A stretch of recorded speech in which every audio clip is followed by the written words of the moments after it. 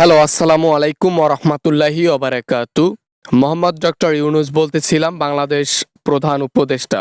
আপনি কে বলছেন? দয়া করে পরিচয় দিয়ে কথা বলুন। হ্যালো। ওয়ালাইকুম আসসালাম ওয়া রাহমাতুল্লাহি ওয়া বারাকাতু। আমি হাসিনা বলতেছি স্যার, হাসিনা বলতেছি। আমাদেরকে দেশে ঠাঁই দেন, স্থান দেন স্যার, স্থান দেন। কোনো স্বৈরাচার, কোনো খুনির স্থান বাংলাদেশে নাই, ঠিক আছে? বাংলাদেশে স্থান তখনই হবে যখন তোমার সাজা পরিপুক্ত হবে।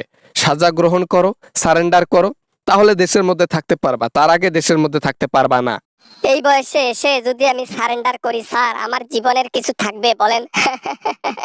জীবনের কিচ্ছু থাকবে না, কিচ্ছু থাকবে না। এই বয়সে এসে পেছনে যদি ডিম দেয় আমাকে রিমান্ডে নিয়ে, আমার জীবনের কিছু থাকবে বলেন স্যার? এটা তখন মনে ছিল না যখন হাজার হাজার মানুষের প্রাণ নিছেন? এটা তখন মনে ছিল না হাজার হাজার কোটি কোটি মানুষের পকেট ফাঁকা করে নিজের পকেট পূরণ করেছেন? এটা তখন মনে ছিল না দুর্নীতি যখন করেছেন? তখন মনে ছিল না অন্যায় কাজ যখন করেছেন? হ্যাঁ, স্বৈরাচার কোথাকার, স্বৈরাচারের জায়গা নেই দেশের মধ্যে। এরপরও যদি জোর করে জায়গা করতে চান, তাহলে জনগণের সম্মুখীন হইতে হবে। স্যার মাফ করে দেন স্যার, স্যার মাফ করে দেন। জনগণকে বলেন যেন আমাকে মাফ করে দেয়, ক্ষমা করে দেয়। আমি ক্ষমা প্রার্থী। যা করেছি আজ পর্যন্ত সবকিছুর জন্য মাপ চাই জনগণের কাছে। এতটুকুই চাই, শুধু স্থানের জন্য। এখনো সেদিনের কথা যদি মনে পড়ে, চোখ ফেটে কান্না চলে আসে, বুক ফেটে যায়। কিছু বলতে পারি না। আপনার জন্য এত কিছু, আপনার জন্য কতগুলো নিষ্পাপ মানুষের প্রাণ গেল, শুধু আপনার জন্য। আর আপনি চাচ্ছেন ক্ষমা, তাই ক্ষমা করে দেবেন জনগণ? তাইলে কি আমি সারাটা জীবন দিল্লিতে এইভাবে পড়ে থাকবো, মানুষের বিছানা গরম করে থাকবো? হ্যাঁ স্যার, আমি তো বাংলাদেশের জনগণের একজন সেবক ছিলাম, আমি সরকার ছিলাম। সেই অধিকার থেকে বলছি আমাকে একটু স্থান দেন স্যার। মানুষের পিছন মারা সেবক আছিলেন আপনি। মুখটা খারাপ হয়, তারপরও বলার কিছু থাকে না, জোর করে বলতে হয়, কিছু করার নাই। হ্যাঁ, আরো খারাপ কথা বলতে ইচ্ছা করতেছে, কিন্তু বলবো না। ওই যে, সবার সম্মান এক না, সবার জবান এক না, সবার কথা এক না, এটাই স্বাভাবিক। ঠিক আছে, ফোনটা রেখে দেন, যেখানে আছেন সেখানে থাকেন। মোদির ক্ষমতা শেষ হলে টুপ করে বাংলাদেশে চলে আসিয়েন। মোদির ক্ষমতাও আর বেশি দিন নাই স্যার। মোদিও আমার মতো দুর্নীতি করে ক্ষমতা দখল করে বসে আছে।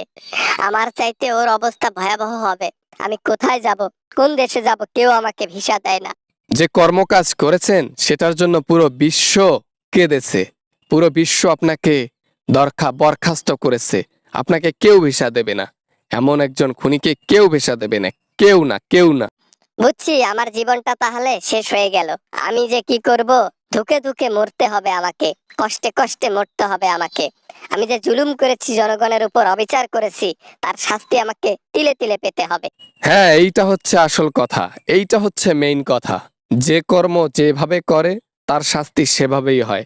চাইলেই তো জনগণ সেই দিন আপনাকে উপরে পাঠাই দিতে পারতো, কিন্তু বেঁচে গেছেন কেন জানেন? তিলে তিলের কারণে। ঠিক আছে স্যার, আমার কপাল পোড়া, আমি কি করব? দিল্লিতে পড়ে থাকা ছাড়া আর কোনো উপায় নেই। ঠিক আছে স্যার, ঠিক আছে। আমি আর কখনো আপনাকে ফোন করব না। যদি কখনো মনে হয় আমাকে একটু দয়া করে দেশে থাকতে দেবেন, ফোন দিয়ে। অভিনয় কম করো প্রিয়। এ কান্নায় কখনো গলবো না। এ কান্নায় আরো রাগ ওঠে, উত্তেজিত হয় শরীর আপনাকে দেখার জন্য, আপনাকে উপরে পাঠার জন্য, কিন্তু কিচ্ছু করার নাই, কিচ্ছু করার নাই। শাস্তি আপনাকে পেতেই হবে, আর সেটা অনিবার্য। আমরা যদি প্রশাসন না নেই, জনগণ নিশ্চিত নেবে। ছাড় কোনো দিকেই পাবেন না। যে অন্যায় কাজ করেছেন, যে অবিচার করেছেন, যে স্বৈরাচারগিরি করেছেন, তার শাস্তি অবধারিত। বাই। হ্যালো বন্ধুরা, আশা করি ভিডিওটা অনেক ভালো লেগেছে অ্যান্ড অনেক এনজয় করেছেন। যদি ভিডিওটা ভালো লাগে অফকোর্স একটা লাইক করবেন, আর চ্যানেলে নতুন হয়ে থাকলে অবশ্যই চ্যানেলটি সাবস্ক্রাইব করবেন। এরকমভাবে সাপোর্ট করবেন, ভালোবাসা দেবেন। ধন্যবাদ সবাইকে।